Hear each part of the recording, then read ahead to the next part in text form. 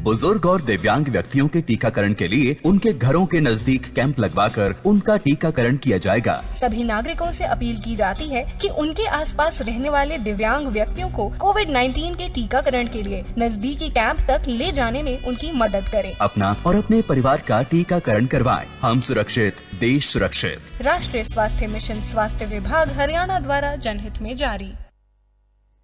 नमस्कार, आकाशवाणी चंडीगढ़ से प्रादेशिक समाचारों के साथ मैं रत्तिका। पहले इस बुलेटिन के मुख्य समाचार। उच्चतम न्यायालय ने राष्ट्रीय राजधानी में सेंट्रल विस्टा के निर्माण की अनुमति संबंधी दिल्ली उच्च न्यायालय के आदेश को चुनौती देने वाली याचिका खारिज कर दी है। नीति आयोग ने देश में लाभ न कमाने वाले अस्पतालों के मॉडल पर एक विस्तृत अध्ययन जारी किया है। केंद्र व हरियाणा सरकार द्वारा कुरुक्षेत्र में महाभारत व गीता से संदर्भित एक विश्व स्तरीय वर्चुअल संग्रहालय विकसित किया जाएगा। और हरियाणा विधानसभा अध्यक्ष ज्ञानचंद गुप्ता ने प्रदेश, केंद्र सरकार और लोकसभा अध्यक्ष को पत्र लिखकर हरियाणा के लिए अलग विधानसभा भवन की मांग की है। देश भर में 18 वर्ष से अधिक आयु के सभी लोगों के लिए सरकारी केंद्रों में निःशुल्क टीकाकरण अभियान चलाया जा रहा है। आपसे अपील है कि कोविड वैक्सीन का टीका जरूर लगवाएं। कोरोना महामारी के प्रति कोई भी लापरवाही ना बरतें। जब तक आवश्यक ना हो घर से बाहर ना निकलें और इन आसान उपायों का पालन करें। मास्क लगाएं, 2 गज की सुरक्षित दूरी बनाए रखें, बार-बार हाथ धोने और साफ सफाई का ध्यान रखें। कोविड संबंधी जानकारी और मार्गदर्शन के लिए राष्ट्रीय हेल्पलाइन काम कर रही है। इनके नंबर हैं 0112397804 तथा 1075।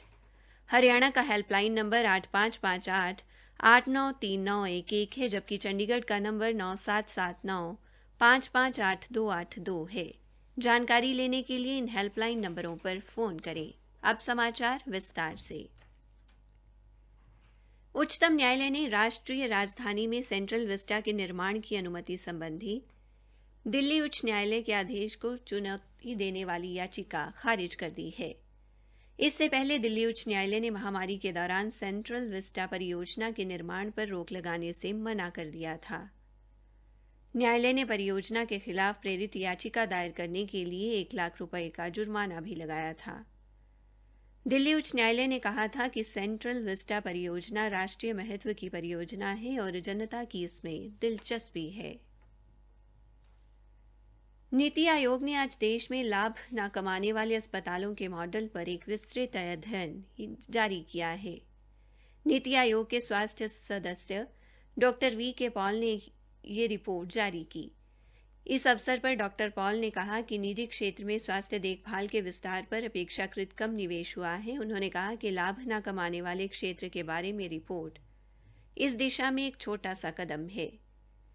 केंद्रीय वित्त मंत्री द्वारा कल की गई राहत उपायों की घोषणा बारे बात करते हुए डॉक्टर पॉल ने कहा कि प्रोत्साहन देश में स्वास्थ्य सेवा क्षेत्र की स्थिति को बदलने का एक अवसर प्रदान करेगा।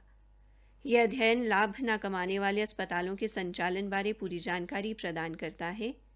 अध्ययन में इस तरह के अस्पतालों द्वारा कार्यान्वित लागत नियंत्रण रणनीतियों पर विस्तार से चर्चा की गई है। यह उन चुनौतियों को समझने का प्रयास करता है जो इन संस्थानों के संचालन पर बोझ और उनके विकास में बाधा डालती है। रिपोर्ट में लघु और दीर्घकालिक नीतिगत हस्तक्षेप का प्रस्ताव है।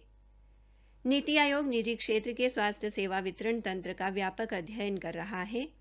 लाभ न कमाने वाले उन अस्पतालों के बारे में विश्वसनीय और संचारित जानकारी का अभाव है जो गुणवत्तापूर्ण और किफायती स्वास्थ्य सेवाएं प्रदान करते हैं।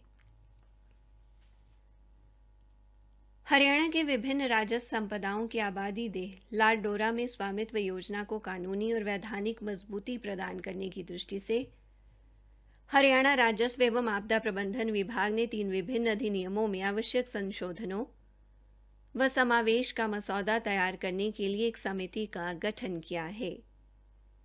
समिति में विभिन्न विभाग जैसे राजस्व, विकास एवं पंचायत विभाग और शहरी स्थानीय निकाय विभाग शामिल हैं, जो योजना को कानूनी ढांचा प्रदान करने के लिए Punjab common lands act 1961, Haryana नगरपालिका अधिनियम 1973 और हरियाणा नगर निगम अधिनियम 1994 में संशोधन एवं समावेश का मसौदा तैयार करेंगे।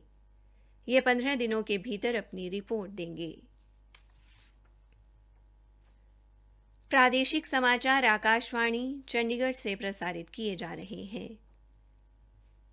केंद्र व हरियाणा सरकार द्वारा संयुक्त रूप से कुरुक्षेत्र में महाभारत व गीता से संदर्भित एक विश्व स्तरीय वर्चुअल संग्रहालय विकसित किया जाएगा। ये जानकारी हरियाणा के मुख्यमंत्री मनोहर लाल ने नई दिल्ली में हरियाणा की विभिन्न पर्यटन परियोजनाओं की प्रगति व कार्यों के संदर्भ में केंद्रीय पर्यटन राज्य मंत्री प्रहलाद सिंह पटेल के साथ हुई बैठक के बाद दी। मीडिया से बातचीत में केंद्रीय पर्यटन राज्य मंत्री ने कहा कि हरियाणा सरकार की महाभारत व गीता से संदर्भित वर्चुअल संग्रहालय की संकल्पना से अत्यंत प्रभावित हुआ है। श्री पटेल ने कहा कि हरियाणा सरकार ने कृष्णा सर्किट 1 पूर्ण कर लिया है और कृष्णा सर्किट 2 की योजना तैयार की है। मुख्यमंत्री मनोहर लाल ने बताया कि केंद्रीय पर्यटन राज्य मंत्री से कुरुक्षेत्र, आदि बद्री, राखीगढ़ी, साहसिक पर्यटन सहित कई बिंदुओं पर चर्चा हुई और उनके द्वारा कई परियोजनाओं व बिंदुओं पर सहमति जताई गई है। हरियाणा विधानसभा अध्यक्ष ज्ञानचंद गुप्ता ने प्रदेश, केंद्र सरकार और लोकसभा अध्यक्ष को पत्र लिखकर संसद भवन और नवगठित राज्यों के आधुनिक विधानसभा भवनों की तर्ज पर हरियाणा के लिए भी अलग भव्य विधानसभा भवन बनाने की मांग की है। पत्र में उन्होंने बदलते दौर में संसदीय कार्य के बदल रहे स्वरूप और आधुनिक तकनीक का हवाला देते हुए कहा कि राज्य के अस्तित्व में आने के करीब 55 साल बाद भी हरियाणा विधानसभा स्थान अभाव का दंश झेल रही है। दोनों प्रांतों की एक ही विधानसभा होने के कारण अनेक प्रकार की समस्याओं का सामना भी करना पड़ रहा है। उन्होंने लिखा कि पंजाब विधानसभा के लगभग सभी मंत्रियों को सत्र के दौरान उनके कार्यालय के लिए स्वतंत्र कमरों का प्रावधान है। वहीं हरियाणा विधानसभा में मुख्यमंत्री के अलावा किसी भी मंत्री या समितियों के अध्यक्षों के बैठने के लिए व्यवस्था नहीं है। इस कारण से समितियों की बैठकें सुचारू रूप से नहीं चल पा रही हैं। उन्होंने कहा कि हरियाणा विधानसभा सचिवालय में सेवारत लगभग 350 अधिकारियों व कर्मचारियों के बैठने के लिए भी पर्याप्त स्थान नहीं है। इसके कारण एक कमरे में 3 से 4 शाखाओं को समायोजित करना पड़ा है। योजना में विपक्ष को साझीदार बनाने के लिए पत्र की प्रति विधानसभा में नेता प्रतिपक्ष भूपेंद्र सिंह हुड्डा को भी भेजी गई है। विधानसभा अध्यक्ष ने पत्र में कहा है कि 2026 में प्रस्तावित परिसीमन में हरियाणा में लोकसभा की 14 और विधानसभा की 126 सीटें होने का अनुमान है, लेकिन विधानसभा के सदन में 90 विधायकों के बैठने की व्यवस्था है। एक भी विधायक के लिए स्थान बनाना यहां मुश्किल काम है। सिरसा में कोविड-19 टीकाकरण को प्रोत्साहित करने के लिए मिठाई विक्रेताओं ने अनूठी पहल की है। जिन लोगों ने कोरोना रोधी टीकाकरण करवा लिया है, उन्हें टीकाकरण का प्रमाण पत्र दिखाने पर मिठाई विक्रेता 5% छूट देंगे। मिठाई की दुकानों पर बाकायदा इस संदर्भ में बोर्ड भी लगाए गए हैं। हरियाणा में आज लगभग 870 स्थानों पर 1,10,000 लोगों को कोविड वैक्सीन का टीका लगाया गया। प्रदेश के लगभग 87,05,000 नागरिकों का टीकाकरण किया जा चुका है। हिसार जिले की आदमपुर ग्राम पंचायत का दर्जा बढ़ाकर इसे नगर पालिका घोषित किया गया है। शहरी स्थानीय निकाय विभाग द्वारा इस आशय की अधिसूचना जारी की गई है। केंद्रीय युवा मामले एवं खेल विभाग ने विभिन्न खेलों के लिए पुरस्कार हेतु आवेदन करने की अंतिम तिथि 5 जुलाई तक बढ़ा दी है। विभाग ने इस वर्ष के लिए राजीव गांधी खेल रत्न पुरस्कार, अर्जुन अवार्ड, द्रोणाचार्य पुरस्कार, ध्यानचंद अवार्ड, राष्ट्रीय खेल प्रोत्साहन पुरस्कार तथा मौलाना अबुल कलाम आजाद ट्रॉफी के लिए जो आवेदन आमंत्रित किए हैं वे प्राधिकृत अधिकारी द्वारा अनुमोदित होने चाहिए। हरियाणा में जिला नूह को मलेरिया मुक्त बनाने के लिए मलेरिया नियंत्रण कार्यक्रम के तहत 2 चरणों में चलाए गए मलेरिया मुक्त मेवात अभियान के फलस्वरूप नूह जिले में इस वर्ष के दौरान 14 जून तक मलेरिया का एक भी मामला सामने नहीं आया है। इसी के साथ प्रादेशिक समाचार समाप्त हुए।